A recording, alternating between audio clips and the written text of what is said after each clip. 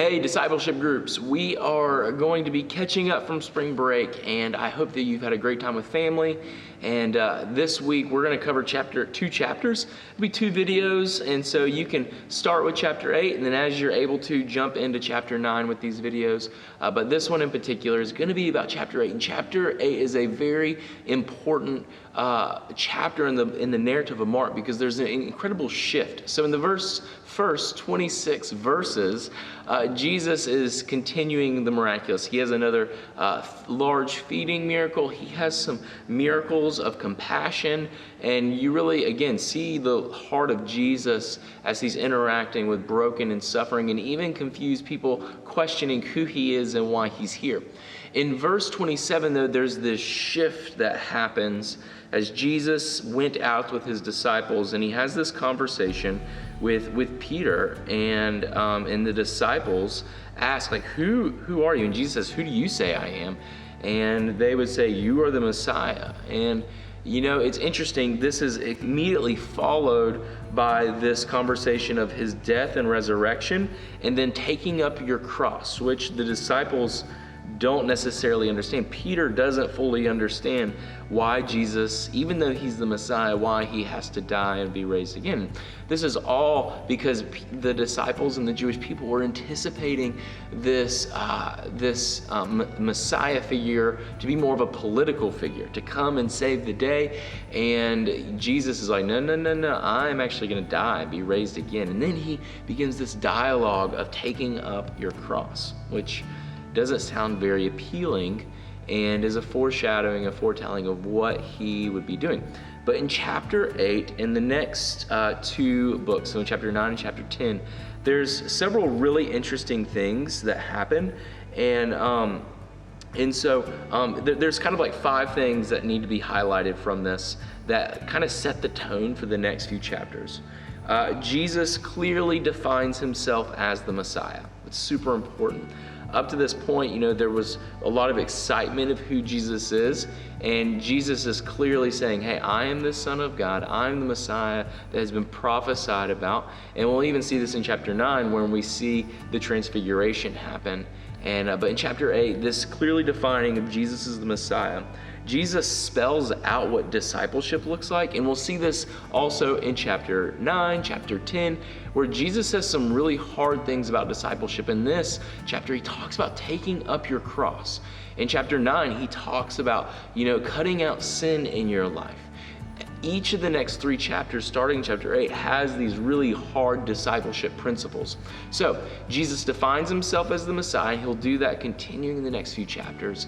He gives hard discipleship principles, and there's this phrase that's used where it says the way, it says as Jesus goes. It's depending on your translation, it can say in a couple different ways, but it talks about this. As Jesus is going, he's teaching these really important principles, all these very dramatic and important theological truths. Jesus is just teaching on the way as he goes. And ultimately, the steps that he's taking are towards the cross, and that's, a little further out, but each of these steps as he's revealing himself are ultimately steps as he's going on the way towards the cross. I also think it's interesting from just a really practical standpoint. Jesus, some of his most influential teaching and the most known teaching are as he's just casually going on there on his way. As him and the disciples go, as they went, as my CSB translation says, as they're going. And I think it's really important for us not to miss this. Discipleship isn't necessarily this program or, coming to a worship service and hearing a sermon, even though that's part of discipleship. But discipleship is this very relational experience that as we go, we understand more and more who Jesus is. So just note, as Jesus drops some of these hard truths in chapter 8, chapter 9, chapter 10, notice the situation that they're in, that it's not this teaching environment, but it's just as they live life together. For Jesus reveals how power blends with weakness, and this is something really unique to the teachings of Jesus, and it's also caught the disciples and those following him completely off guard. That they're expecting power and political clout and economic power, and Jesus is saying, "Hey, I've come to serve. You know, if you want to be first, you've got to be last." And so Jesus flips the script, so to speak, on what does it mean to be a leader? What does it mean to be a follower of Jesus? It means, hey, we're going to serve those around us. Hey, Jesus came to give his life so that we could find freedom.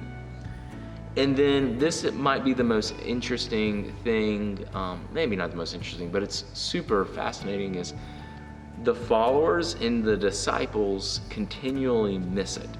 You see this as Peter rightly says, "Hey, you're the Messiah." And then it's followed up with a conversation where they are like, "What? You're going to die, be raised again?"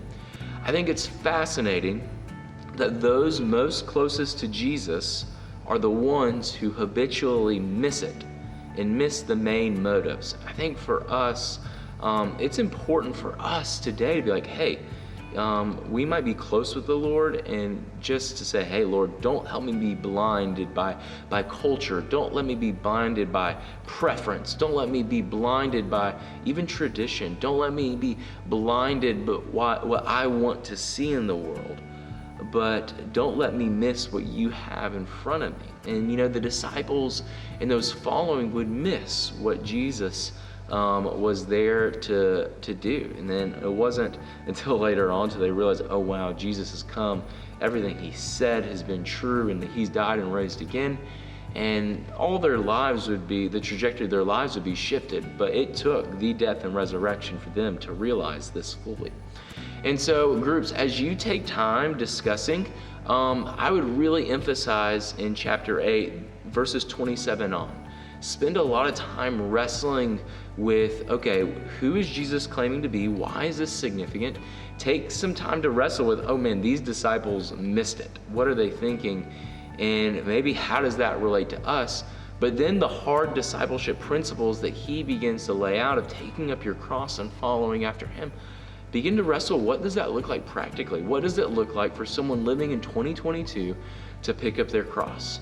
And what does it look like to live sacrificially for the sake of the gospel in our relationships, in our places of work, and in where we live in our community? And so I hope you enjoy discussion. There'll be a video following for chapter 9. And so I hope you have a great time discussing these verses in your groups.